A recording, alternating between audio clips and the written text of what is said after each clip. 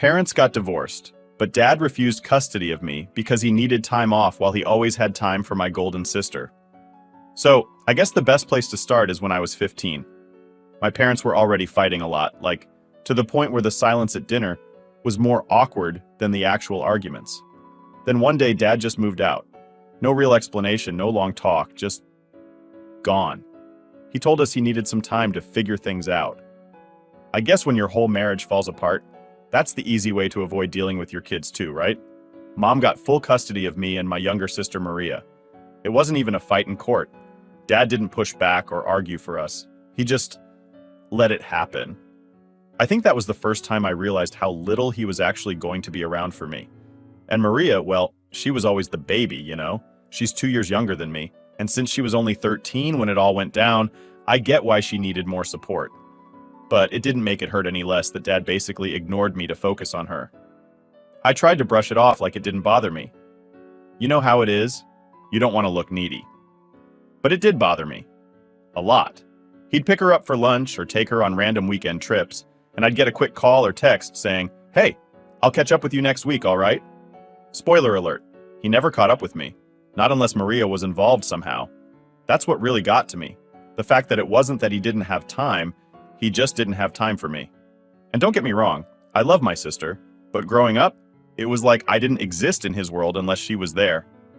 I tried to talk to him about it once. I remember this day clearly. He took us both out to some diner, trying to act like we were one big happy family again. I finally built up the courage to say something like, "Dad, why don't you ever spend time with me?" I thought it was a fair question, right? But he just kind of stared at me for a second, then looked at Maria and goes, "Well, she needs me right now. You're older, you understand that, don't you?" Yeah, sure, I understood it, but it still stung like hell. Then came Jane. Now, I didn't meet her right away, but when I did, man, it was clear she was going to be a problem. Dad met her at some bar, and they hit it off. I don't even know if he was really serious about her at first, or if she was just someone to hang out with. But next thing I know, she's showing up to our family dinners like she's part of the crew. And from the jump, Jane had this weird vibe where it felt like she was trying too hard. Like, you ever meet someone who just forces themselves into a situation they don't belong in? That was Jane. She'd try to make conversation with me like we were besties, and I'd just sit there, nodding and smiling. Not really giving her much because I wasn't about to act like we were cool, just because she was dating my dad. But it wasn't just that she was there. It was that Jane was obsessed with this whole "you and your dad need to reconcile" thing. I swear every time I saw her, she'd make some comment like, "Your dad just wants his daughter back. Can't you see he's trying?" And it made me so mad because it wasn't me that he wanted back, it was Maria. He was always there for her, but for me, not so much. Jane acted like she was doing me some big favor by constantly pushing me to fix things with Dad, like I was the one who broke everything in the first place. That's what pissed me off the most. Like, I didn't ask for this messed up situation. I didn't tell him to leave or to ignore me for years while playing super dad to my sister, yet somehow, I was the problem for not wanting to be all buddy-buddy with him. The first time we actually clashed, it was pretty intense. We were at Maria's apartment, just having a family dinner. It was supposed to be casual, right?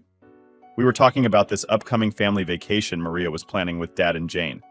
I wasn't going, obviously. I hadn't been on a family trip with Dad in years, so why start now? So when Jane asked me if I was excited about the trip, I just said, "I'm not going."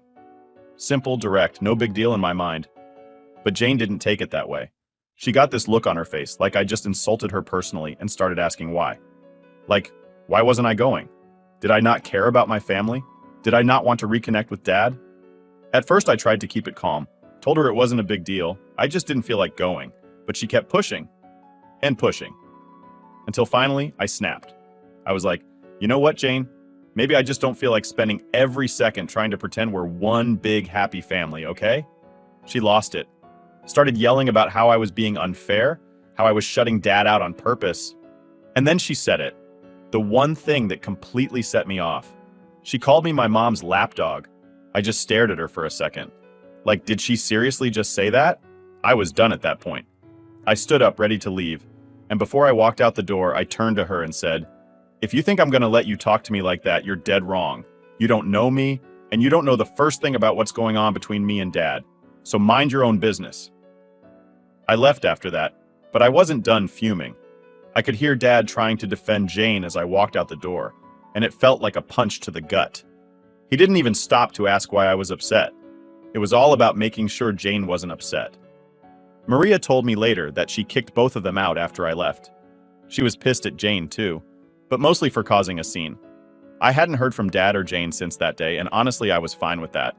I didn't need them stirring up more drama in my life. The way I saw it, they could stay in their little bubble and I'd stay in mine. Let them have their twisted version of a family. I was done pretending everything was fine when it clearly wasn't. So after the whole disaster with Jane calling me a lapdog and me walking out, I pretty much avoided Dad and Jane altogether. I figured, why bother? If they wanted to live in their own little world where I was the problem, then fine, let them. Maria and I stayed close though. We weren't exactly best friends or anything, but we were cool. That's why when she called me a few months later, I didn't expect it to lead to another massive argument. It was just a normal day. I was sitting at home doing nothing special when my phone rang. I saw Maria's name pop up, and I was actually kind of excited to hear from her. But the second I picked up, I knew something was off. She sounded weird, like she was trying to keep calm but wasn't doing a very good job of it. "Hey, what's up?" I asked, not thinking much of it. She hesitated for a second, then said, "We need to talk." Now, if you've ever had someone say, "We need to talk," you know nothing good is about to follow. My stomach dropped a little, but I tried to play it cool. "Okay. About what?" She launched into this whole thing about how Dad and Jane had been talking to her, trying to smooth things over after what happened. Apparently, they were super upset about how I reacted at dinner and wanted to apologize or whatever. But here's the kicker. Maria was siding with them. She actually tried to tell me that I should have handled it better. Like what? I felt my blood start to boil as she kept going. Maria was saying how Jane wasn't really a bad person, and that she's just protective of Dad, and how I should give her a chance. At first, I was just letting her talk, trying not to blow up, but the more she went on, the harder it got to keep my cool. "Hold on," I finally interrupted her. "You're seriously telling me that I'm the one who should have handled it better? After she called me a lapdog in front of everyone?" Maria tried to backtrack, saying she wasn't blaming me but that both sides were at fault. I wasn't having it. I told her straight up, "Jane doesn't get a free pass just because she's with Dad. She's been pushing her nose into stuff that doesn't involve her from day one, and I'm sick of it." That's when Maria dropped the bomb on me. "I want Jane to be my maid of honor." I thought I misheard her for a second. I actually paused, waiting for her to laugh or say she was joking. But no, she was dead serious. "You're kidding, right?" I asked, trying to wrap my head around it. "You're asking Jane to be your maid of honor? The woman who's been nothing but a problem?" Maria started going on about how Jane had been really supportive of her wedding planning and how she felt like they had become close over the past year. I couldn't believe what I was hearing. I knew Jane had weaseled her way into our lives, but I didn't realize she had gotten this close to Maria. I couldn't help but feel like I was being replaced. Here I was, her older sister, the one who had been with her through thick and thin, and now she's choosing Jane, the woman who had barely been around for 2 years, to stand beside her on her big day. It was a slap in the face. "Maria, come on," I said, trying to stay calm. "You've known Jane for what, 2 years, and you're putting her above me? Your own sister?" She tried to justify it, saying it wasn't about picking sides or anything, but that she just felt closer to Jane now. I could feel my patience slipping away. I told her, "Look, I'm happy for you and your wedding, but if you think I'm going to stand next to Jane at the altar and act like everything's fine, you're dreaming. I'm not being part of the bridal party if she's in it." Maria was quiet for a moment, and I could hear her sniffling on the other end of the line. She started crying, which honestly didn't surprise me. She had a way of turning on the waterworks when things didn't go her way. "I really want you to be part of my big day," she sobbed. "You're my sister. I need you there." I softened a bit because, it was her wedding. I wasn't trying to ruin her day, but I also wasn't about to let Jane walk all over me again. "I'll still be at the wedding," I said, trying to find some middle ground. "I wouldn't miss it, but I'm not going to be a bridesmaid if Jane's your maid of honor. That's just how it's going to be." Maria begged me to reconsider. She kept saying how much it would mean to her if I'd just let it go, but I stood my ground. "I love you, Maria, but I'm not putting myself in that position again. Jane and I don't get along, and I'm not going to pretend like we do just for the sake of appearances." Eventually, she said she understood, but I could tell she was still upset. She kept sniffling and sighing, like I had just shattered her entire wedding dream or something. It wasn't an easy conversation, but I felt like I had to be honest. I wasn't going to sacrifice my own boundaries just to make everyone else happy. After we hung up, I sat there for a while thinking about how everything had gotten so messed up.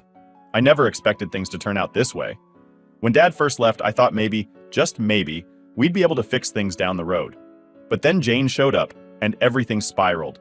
It's like she wormed her way into Maria's life, and now I was the one being left out. A few days later, I got a text from Maria saying she had thought about everything and decided to go ahead with Jane as her maid of honor. She thanked me for being understanding and said she was looking forward to having me at the wedding, even if I wasn't a bridesmaid. I didn't respond right away because, honestly, I didn't know what to say.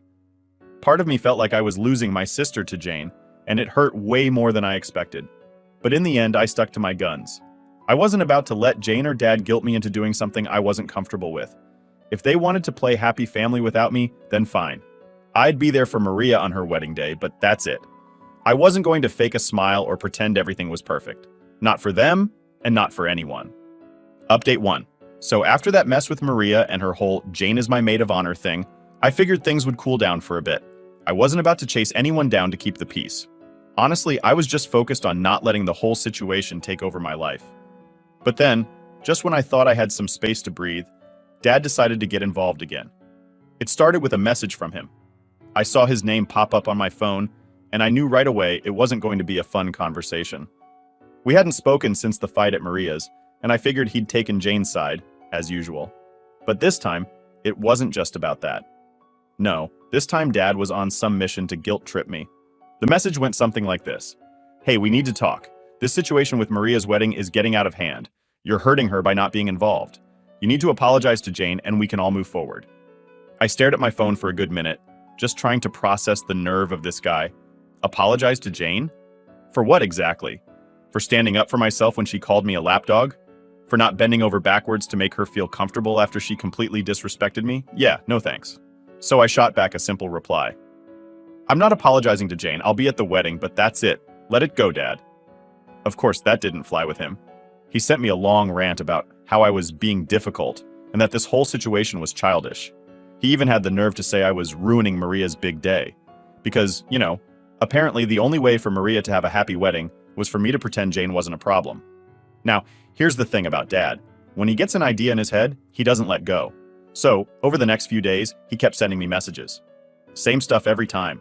How I needed to fix this, how I was making things worse, blah, blah, blah. Honestly, it was exhausting.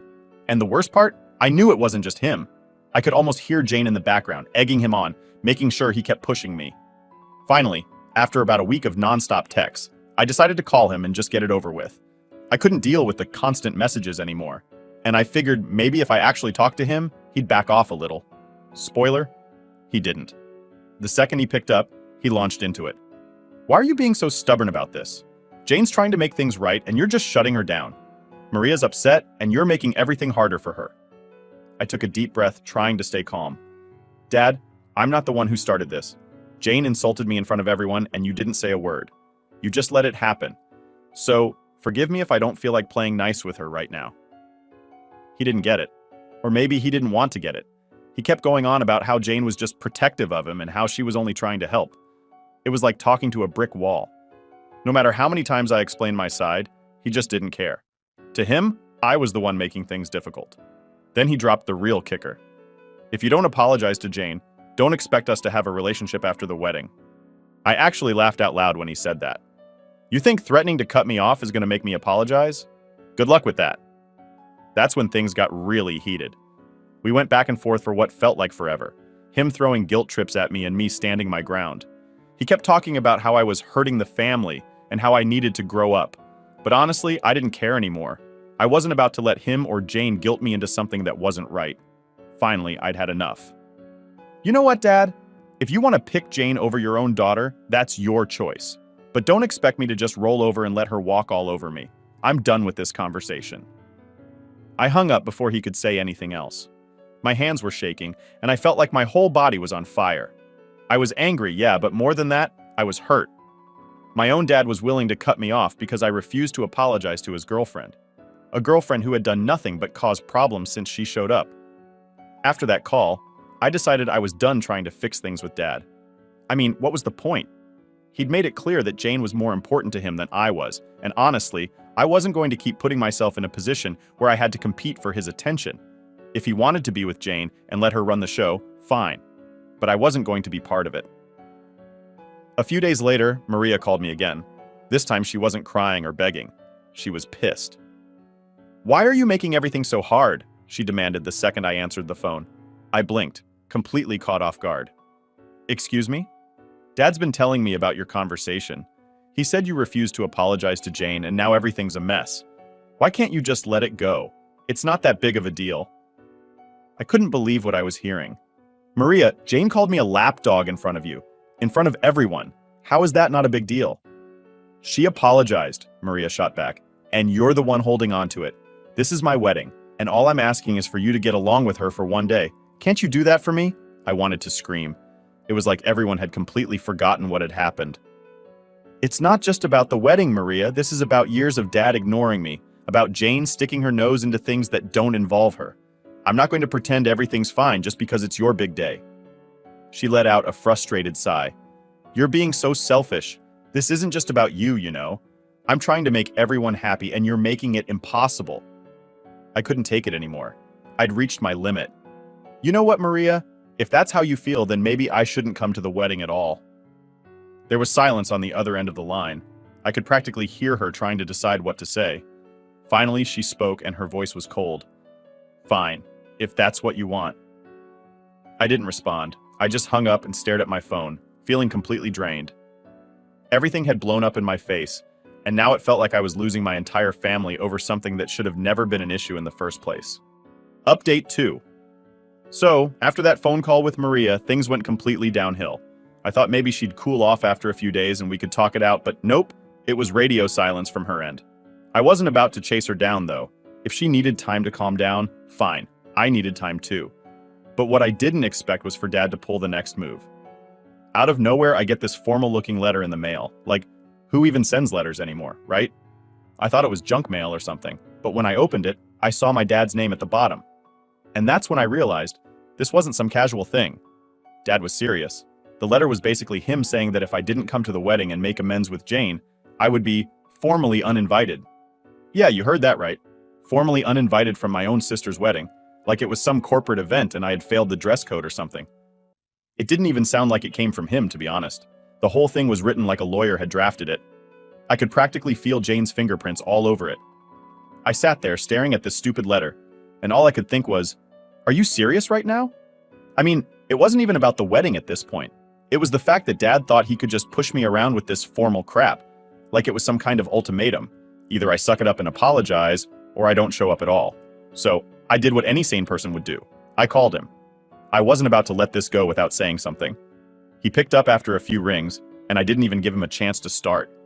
"What the hell is this?" I snapped, holding the letter in my hand even though he couldn't see it. Dad didn't miss a beat. "It's what needs to happen if you're going to be part of this family. You can't keep holding on to this grudge, and if you're going to refuse to apologize, then it's best you don't come." I couldn't believe what I was hearing. "You're seriously telling me I can't come to my own sister's wedding unless I apologize to your girlfriend? Do you even hear yourself?" "She's not just my girlfriend," he said, sounding way too calm for how angry I was. "She's part of this family now, and if you can't accept that, then you're the one causing the problem, not her." I was so mad I could barely think straight. "This isn't about accepting her, Dad. This is about how she treated me. You're acting like it's nothing, but she called me a lapdog and you just sat there and let it happen." "You're overreacting," he said, like it was no big deal. "Jane's been nothing but supportive of Maria, and you're the only one who seems to have an issue with her." I couldn't help it. I laughed, but not in a funny way. It was one of those bitter, disbelieving laughs. "Of course I'm the problem, right? It's always me. Never mind the fact that she disrespected me in front of everyone. Never mind that you didn't stand up for me even once. Nope, it's all on me." "You're blowing this way out of proportion," he insisted, his voice starting to get that frustrated edge to it. "This isn't just about you. It's about the family. Maria's wedding is supposed to be a happy day, and you're the one making it difficult." That was it. I was done. "You know what, Dad? If you want to throw your weight behind Jane and act like I'm the bad guy, fine. But don't expect me to just roll over and apologize for something that wasn't my fault. And don't you dare try to guilt me into thinking I'm ruining Maria's day. That's on you, not me." Before he could say anything else, I hung up. My hands were shaking again, just like they had been after the last call. I couldn't believe how far this had gone. I mean, how did we get here? How did we go from Dad walking out of my life to him choosing Jane over me, all over some stupid wedding drama? For the next few days, I tried to keep busy, but it was impossible not to think about everything. Maria hadn't reached out since our last conversation, and part of me wondered if she even cared that I wasn't going to be there. It felt like my whole family was just gone. Like I was the outsider now, looking in at a life I used to be part of, but wasn't welcome in anymore. Then, just when I thought I'd heard the last of it, I got another message. This time, it was from Maria. I was almost scared to open it, to be honest. I didn't know what she was going to say, but I had a feeling it wasn't going to be good. Sure enough, the message was short and cold. If you're not going to apologize, don't bother coming to the wedding. It'll be easier for everyone that way. I stared at my phone, not even sure how to respond. Easier for everyone? What about me? Was I just supposed to disappear from their lives because I didn't want to play nice with Jane? It was like they had all decided that I was the problem, and the only way to fix it was to cut me out completely.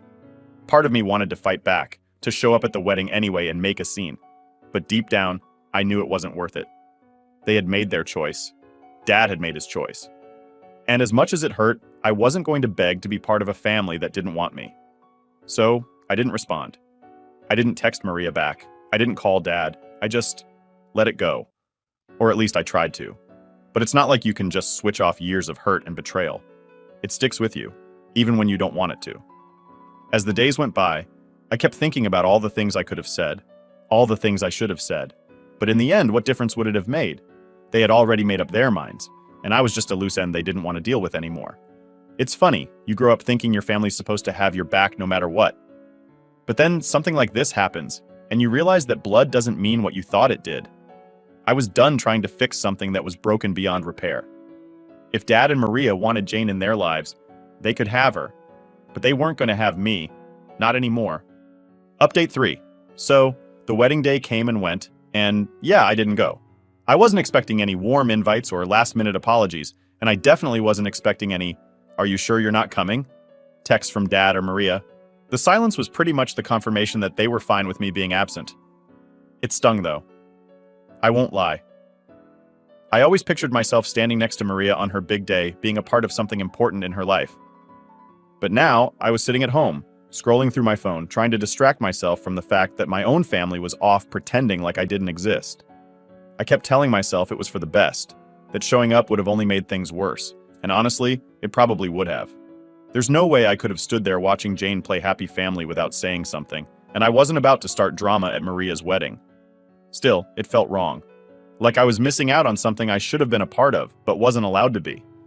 Then, a few days after the wedding, I got hit with the fallout. I thought the worst was over, but nope. Apparently, it was just beginning. It started with a flood of social media posts. I'm not the type to go digging through other people's profiles, but of course, my feed was full of pictures from the wedding.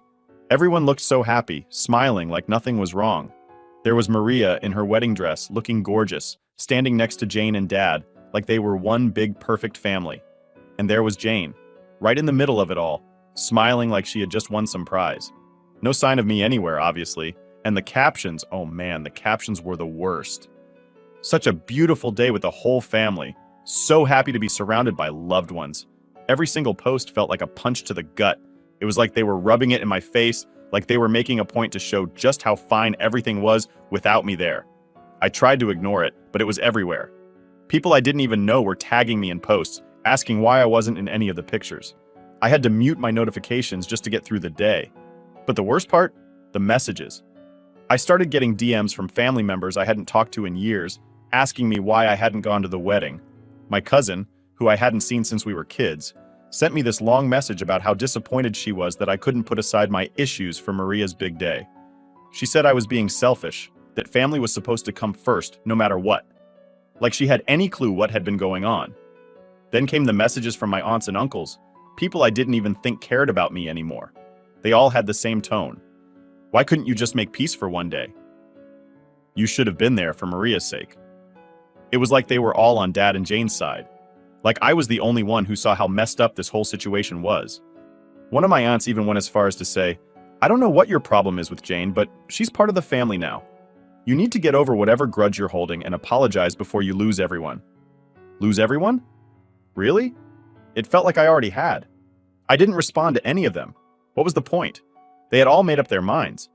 To them, I was the problem, and nothing I said was going to change that. I thought maybe that would be the end of it, that after the wedding, they'd move on with their lives, and I could finally get some peace. But no, Jane wasn't done with me yet. About a week after the wedding, I get this message from her. Just seeing her name pop up on my phone made me want to throw it across the room. I didn't want to open it, but curiosity got the better of me. The message was long, way too long, and it was the most passive-aggressive thing I've ever read. She started by saying how sorry she was that I couldn't make it to the wedding, and how much she had been looking forward to burying the hatchet between us. She said she had hoped the wedding would be a chance for us to finally put everything behind us and start fresh, like we were just going to magically become best friends or something. Then she went on to say how hurt Maria was that I didn't show up, how it had ruined what was supposed to be the happiest day of her life. She kept throwing in these little jabs like, I know family can be complicated, but sometimes you just have to rise above the pettiness. Petty? She was calling me petty? She ended the message by saying that she hoped, in time, I would come to my senses and realize how important family is. And if I was ready to apologize, she'd be willing to forgive and forget everything that had happened. The audacity of this woman was unreal. I didn't even bother responding. There was nothing to say. She was never going to see things from my side. And honestly, I was done trying to make anyone understand. If Dad and Maria wanted Jane to be their new family, then fine. They could have her. But I wasn't about to apologize for standing up for myself. In the weeks that followed, I cut off contact with pretty much everyone. I stopped answering texts, stopped checking social media. It was easier that way. I wasn't going to keep putting myself in the line of fire just to be torn down again and again. It's weird though. You spend your whole life thinking family is supposed to be the people who have your back no matter what. But sometimes, they're the ones who hurt you the most. And in the end, I realized that just because someone's blood doesn't mean they're worth holding on to. So yeah, I didn't go to the wedding. And maybe that makes me the bad guy in their eyes. But at least I know I did what was right for me. And if they can't accept that, well, that's their problem, not mine.